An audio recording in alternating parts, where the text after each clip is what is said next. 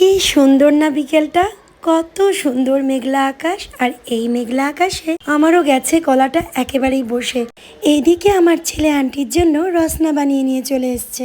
আমাদের আজকে বন্ধু বান্ধবদের একটা গেট টুগেদারের অ্যারেঞ্জমেন্ট করা হয়েছিল।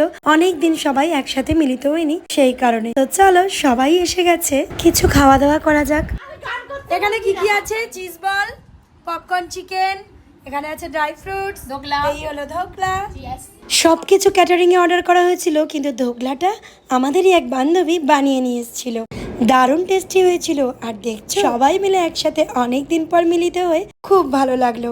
আমরা সবাই বসে পড়েছি খাওয়া দাওয়া করতে। আর এখানে খাবার দিয়ে দিয়েছে ফ্রাইড রাইস আর চিলি চিকেন। সবার আগে ছোটদের একটু খেতে দিয়ে দিয়েছে। এরপর আমরা এখানে বসে পড়েছি উনো খেলতে।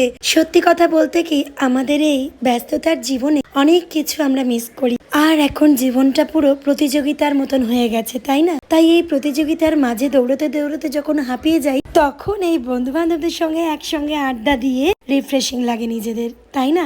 চলো, আজকের মতন এখানেই আসি।